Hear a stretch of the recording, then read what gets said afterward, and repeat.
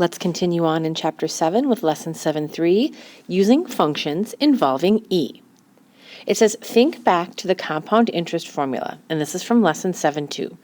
A equals P times 1 plus R divided by N to the NT power. Remember, that gives you interest on your original investment over time. If we actually disregard the big kind of components of that formula, the original amount of your interest, the rate and how long it takes to earn your interest, focusing just on the compounding part. As the value of n increases or gets bigger, it approaches infinity. So we could say hourly, minutely, every second, every half second, and so on. As n gets bigger and bigger, what that means is that the denominator is going to get infinitely bigger, and so is your exponent. As this happens, the value of that parenthesis is going to approach a number, and that number is approximately 2.71828, and that actually repeats. It goes on and on and on. That value is known as e. And the unique thing about e is an irrational number. So it's kind of like pi. It's a number that you can't write it as a fraction, so it means it's irrational, and e is also known as the natural base. What that allows us to do is take our template from 7.1, y equals a times b to the x, and instead of using b as an interchangeable base, it could be a whole number or a fraction, we're now going to convert this to use base e. And pretty much the same rules apply. For example, modeling growth and decay, we're going to apply the same kind of table template that we would, and utilizing application questions, kind of that same process. So down below, we're going to take a look at the difference between growth and decay. When given the equation y equals a times e to the x power, this is an exponential function that models growth if x is positive. So it'll look very similar to our growth function that we had in 7.1. You'll notice we have that horizontal asymptote line at the bottom, and we can really plug in anything we want for our domain. It's still all real numbers. So as far as the points on this graph, you don't necessarily have to label 0, 1, and 1, 2.718. I just wanted you to have a sketch of what it looks like when x is positive. Over here on the right, y equals a times e to the x will model decay if x is negative. When x is negative, we're going to apply that negative exponent property. So if we look at it like this, what ends up happening is your a value is going to stay in the numerator, and then we just drop down the base e into the denominator, and it would change it to a positive. So ultimately, that would give you the decay model that you see on the graph below. Please add this quick sketch to your paper and then grab your calculators. To find e in your calculator, it takes a little bit of practice depending on the type of calculator you have. We're looking for a lowercase e instead of like a capital E or a double E. So I'll show you a couple of examples on our next slide. Unfortunately, these calculators did not print very well for this video lesson, so hopefully you'll be able to find it. If your calculator looks like the first one, the button E that we're going to be looking for is right in this area. So there's an actual LN button, and right above that LN button we see e to the x. And that's going to be where we look at when we want to type things into our calculator. Now the calculator in the middle, same kind of idea. I see where the LOG is right there, and we're going to use that eventually. And then underneath that is that LN button, just like the first calculator. But right above it, in between, is that e to the x. And that's where we'll want to look for any values that we want to plug into our calculator. Over on the right, let's take a look at two other calculator options, and hopefully your calculator is one of these four. If not, we'll have to figure out a time so that we can find where that function e belongs, or where it is. For the TI-34s, this one's a little bit more kind of process-oriented to get to the letter E that we need. We're going to have to start by pressing the second button, and then in the third row in the third button where it says PRB, right above it is that LOG. So we're going to want to do second and then hit this button, LOG, and then you're going to have to arrow down to the E option. There's several options you can pick from when you hit that button, and arrow down till you get to the E. I know, it's a little tricky. Try it and see if you can find it. And then last but not least, on a graphing calculator in that left column, E is going to be where you see the LOG and LN. E is right in between right here. So then you'll have to hit second first and then LN, and that should get E to show up on your calculator. Let's put those choices to the test and evaluate each expression to 4 decimal places. Watch your rounding at the very end. First example, question 1, e to the first power.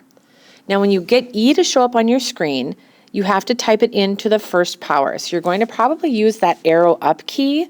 For example, you'll want e, and then you'll press that arrow up key, and then 1, and then press enter or equals. Now e to the first power, we've actually defined this already, so I hope that you can get this to show up on your calculator screen. If we round correctly to 4 decimal places, that'd be 4 past the decimal, that's going to give us 2.7183. Make sure you get 3 as that last digit, and there you go, that's evaluating to 4 decimal places. E to the third power is going to be exponentially bigger. It's not going to be a linear function. So if we type in e and then the arrow and 3, it goes all the way up to 20.0855 to 4 decimal places. So when we have a fraction with a negative exponent, if we're trying to simplify using our properties, we would evaluate the negative exponent property. But here we're just going to plug it into our calculator. That means I just want to type in e and then the arrow button. But then watch this part right here. This is going to be significant. Put a parenthesis, -2 divided by 5, parenthesis, and then press enter. So try that, everybody. Get e to show up on your screen, arrow up button, and then parenthesis, -2 divided by 5. And you should get a decimal that's less than 0 this time. Excuse me, less than 1. Sorry, less than 1 greater than 0. Approximately 0.6703. And that's rounded to 4 decimal places. Our last example, e to the 0 power, I hope that you can recognize this answer without having to use your calculator. Even though it's an exponent property, I mean, you can type it in if you want, obviously, but it's an exponent property that has a definition. No matter what your base is, even if it's base e, anything to the 0 power equals 1. Down below, we'll take a look at how our properties apply with base e. Please start by adding these directions. Simplify using properties of exponents. Now we've done this in chapter 5, we did this in chapter 6, the same properties apply, and we use them the same way with base e. E is like a variable, so we're not going to end up evaluating using a power chart, we're literally just going to use those properties of exponents. Question 5, e to the 4th times e to the 5th. The rule for multiplying like bases is we're just going to add the exponents together. 4 plus 5 is 9. E to the 9th power is simplified because e is not a rational number. If we were asked to evaluate to 4 decimal places, then we'd plug it in. All right, question 6. E squared to the 6th power. When you have an exponent on the inside raised to a second exponent on the outside, that's power of a power. And what we're going to do here is just multiply. And 2 times 6 would be e to the 12th. If we had a number with that, so I'm going to put a 6a down below just to have extra resources. If we had a number in front of the e, 2e squared to the 6th power. Now we'd have to make sure that we distribute to both the coefficient and the base. And we know that rule because of power of a product back in chapter 5. So that means we'd have 2 to the 6th power times e to the 12th power. And that's power chart friendly, or multiply 2 by itself 6 times.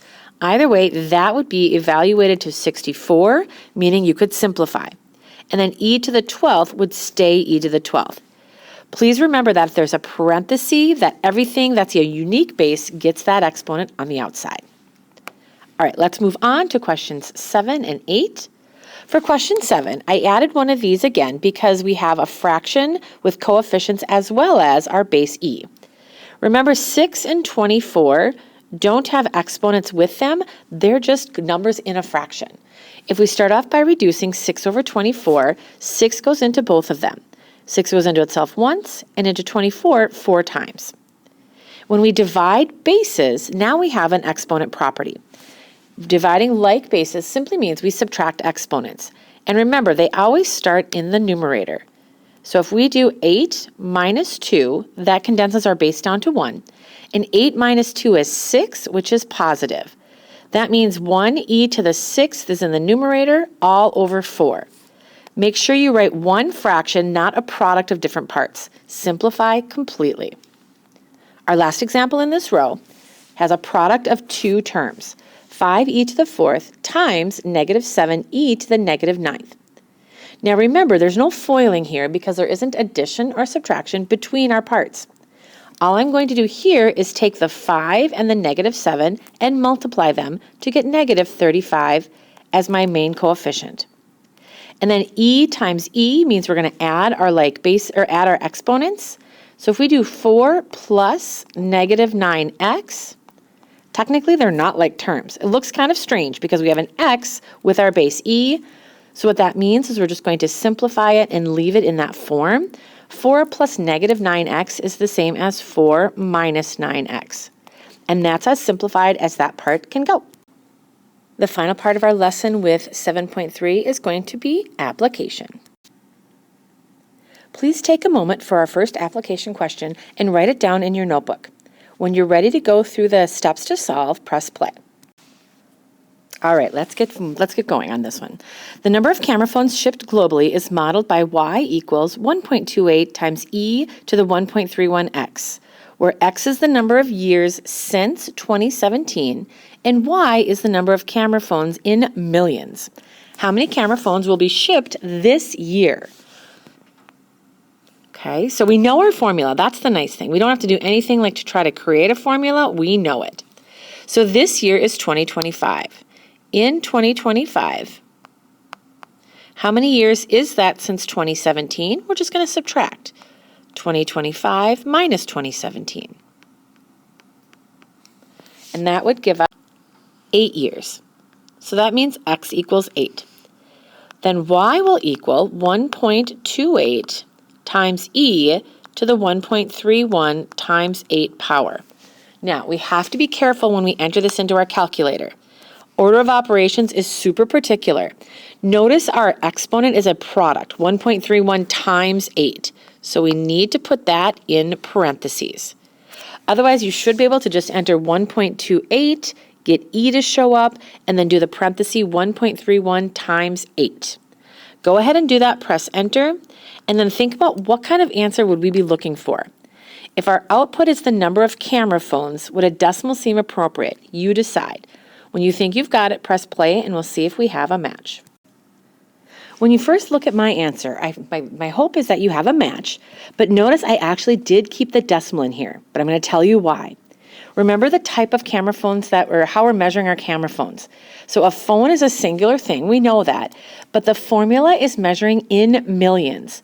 So what I'm going to do with my decimal is move it over 6 places. That's multiplying my answer by 1 million. So I'm going to go 1, 2, 3, 4, 5, 6, which means I have to add a 0. That means after 8 years, we've got comma here, 45 trillion, 563 billion, 45 billion, 563 million, 401,650 camera phones. I think that's a little aggressive, but based on our formula, that's how many there would be. Finally, let's circle back to the beginning of the lesson when we talked about what E is, or how E is useful for us as far as compounding interest. When interest is compounded continuously,